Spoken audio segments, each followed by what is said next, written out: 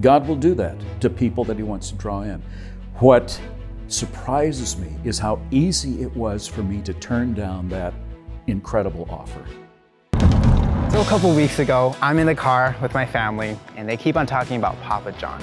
And I'm thinking to myself, not the restaurant, definitely not my dad, no one calls my dad that. But my brother turns to me and says, have you ever met my tutor, Papa John? I'm like, no. My dad says, he's a really cool guy. He used to work for NASA and he was at Houston during the moon landings. I'm like, okay. My mom also chimes in and she's like, oh, and he also got to meet and work with Corrie ten Boom, who is a Holocaust survivor, one of my childhood heroes. I'm like, whoa, okay. So my family spent the next 20 minutes talking about Papa John, all the things that he's done. And I keep on thinking, I really need to meet this guy. So who is Papa John?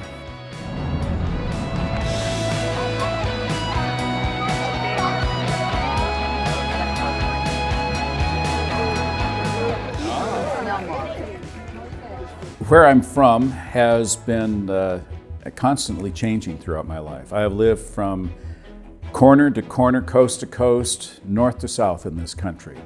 Maine to Los Angeles, Florida to Seattle, Minneapolis to Houston, Washington, D.C. to the Rocky Mountains. It has been a fun ride in many respects, and I think one of the reasons is that God made me to enjoy changes and changing. And He gave me a wife, a life partner, who enjoyed it as well. I can summarize my life by simply saying I've had 3 careers. First, as a protocol officer for NASA during the years that we were landing on the moon, all the way through the first space shuttle tests out in the deserts of California. Secondly, we spent 18 years as missionaries in the United States to international students who were studying here. Some 500,000 international students come here from countries around the world, and the idea is that if we encourage American families here to befriend a student, many of those coming into the orbit of the gospel will actually become Christians and can return to their homelands as missionaries to their own people. And then at midlife, about age 45, God let me finally get into seminary. I say finally because I tried a couple of times before and He said, not the right timing. Of course, I didn't realize at the time, so when I finally got to go through and got into graduate school for a Master's of Divinity degree, it then permitted me to be ordained as a pastor in the Presbyterian Church of America. And I completed about 15 years of pastoring and then retired in Seattle. I told my wife it was now her turn to choose where we live because she'd follow me everywhere. And she simply said, where are the grandchildren? Well, they were all on the East Coast, and that's how we've ended up here. I was born in Virginia someplace. I'm told it was my parents lived in Newport News. I was born in the Naval Hospital at Hampton. Dad was in the Air Force, so they moved me around every couple or 3 years. Dad retired from the Air Force after 20 years, and I graduated from high school in Minneapolis. Shortly after, I started at Florida State, and I spent 2 years at FSU, and then got a summer job as a tour guide at the NASA Space Center, called the Manned Spacecraft Center at the time, now the Lyndon B. Johnson Space Center. It turned into a 9-year career with NASA in public affairs work, and I got to be there during NASA's most exciting period. All I can think of is exciting. I mean, the first summer, I'm 19 years old, not quite halfway through college, and I'm witnessing firsthand being on the very cutting edge of technology and manned exploration. I mean, we hadn't had days of exploration to compare to that since Columbus discovered the New World and the century that followed that.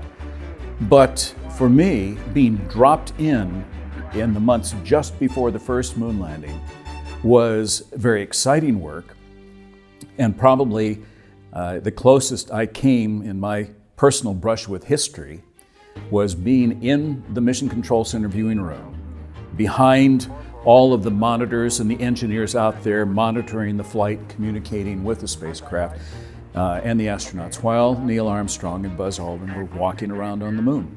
I was there as a protocol escort on standby to Wernher von Braun in case he needed to go anywhere. And of course, von Braun's going nowhere. That was the pinnacle of his career. So just to be present at that filled me with excitement. Probably it's been in the years since then that I've appreciated that opportunity, because our efforts to explore space like that came to an end. And no longer were we as a nation or as a human race as compelled to continue that exploration at the time. Part of it, I think, is because the technology needed to be developed much further to do that. And it amazes me as I look back on it now that with what little technology, and particularly computer technology, we had available, that we were able to make those 6 successful flights without any loss of human life in space. Not forgetting the Apollo astronauts who died atop their vehicle, testing it on the ground before we actually got Apollo into space. Exciting stuff. My job at the Space Center in California, up in the high desert there, was supposed to open the doorway to me just really getting on the beam for a skyrocketing ride into more important and more impressive jobs. But God had other plans.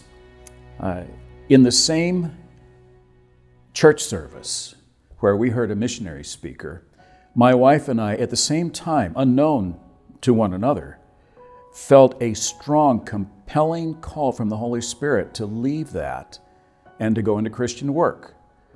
Well, I wasn't quite sure what. Earlier, a couple of years before I was married, God had turned down the idea of me going to seminary.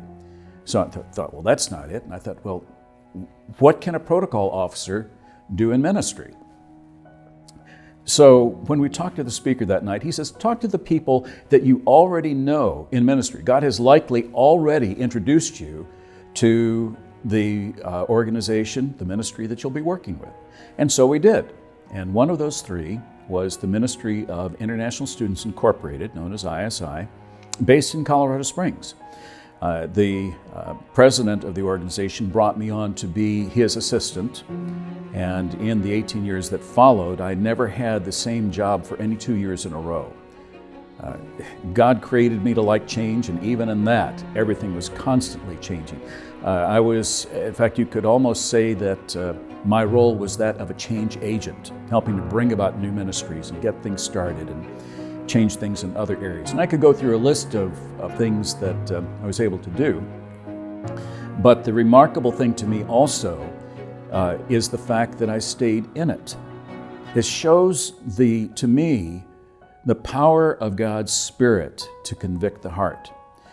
I spent 6 months raising my own support. I took a 50% cut in pay for my work with NASA, and then I had to raise the money myself.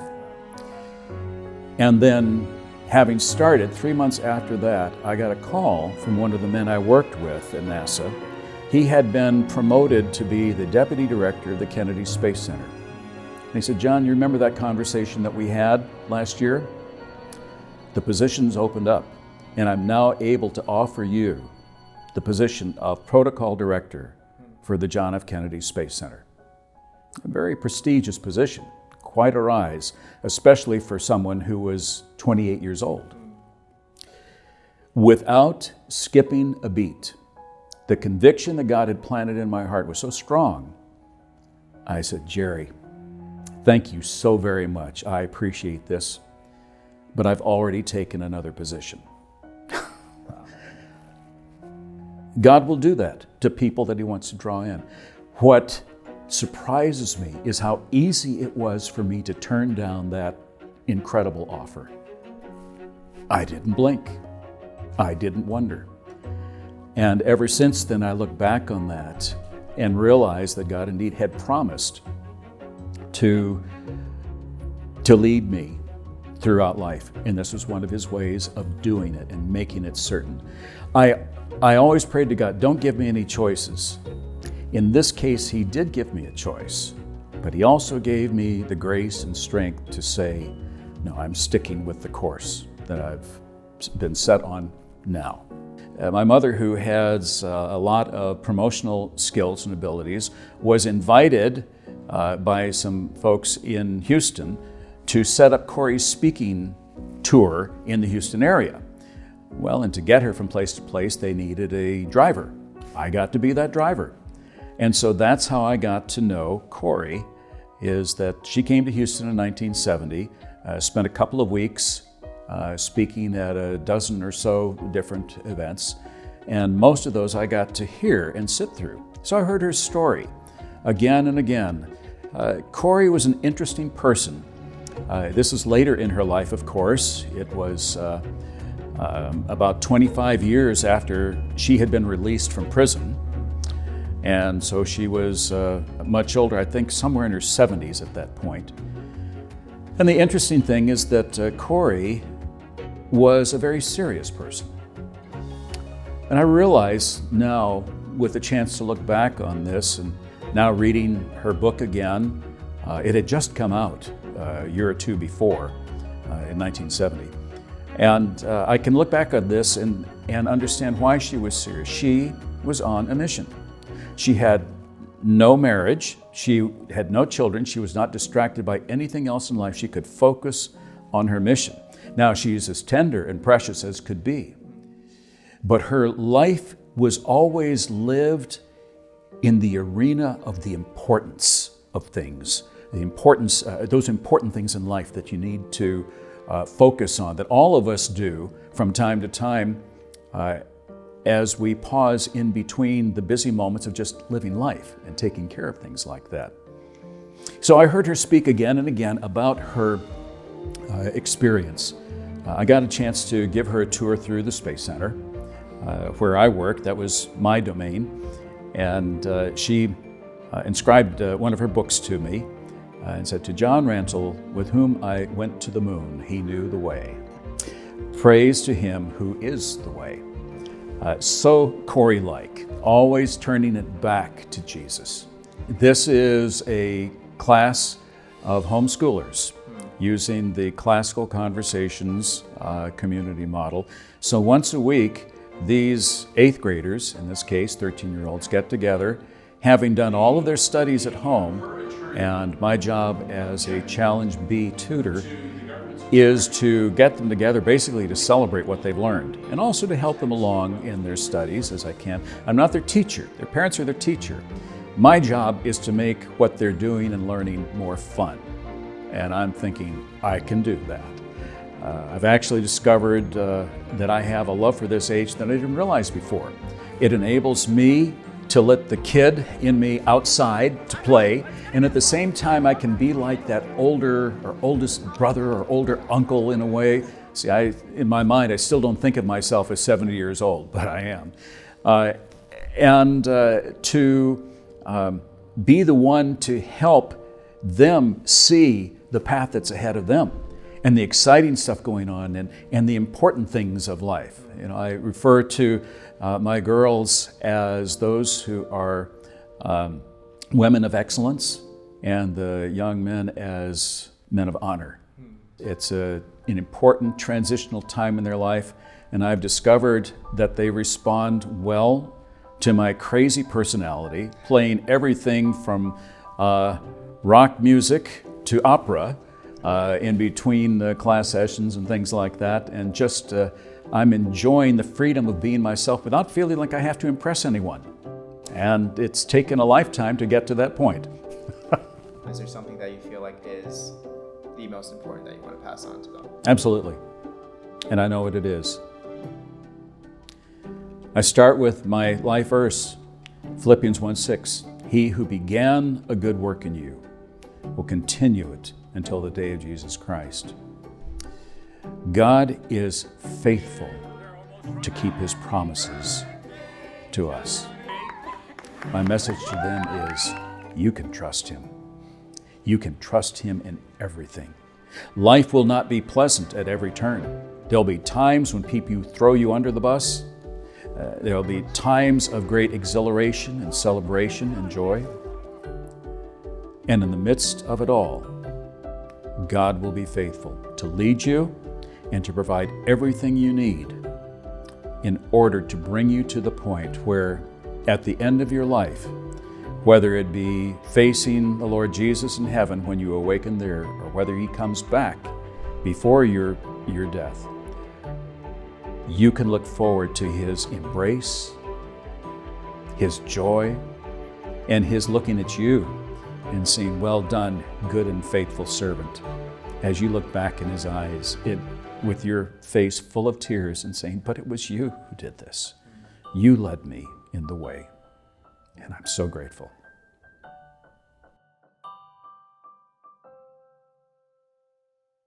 Guys, thank you so much for watching and sharing this story along with me.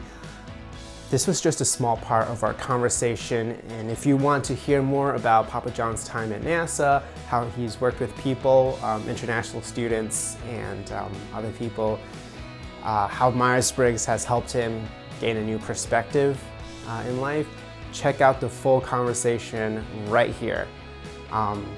We go so much more in depth at different things. The full video is here. Go check it out.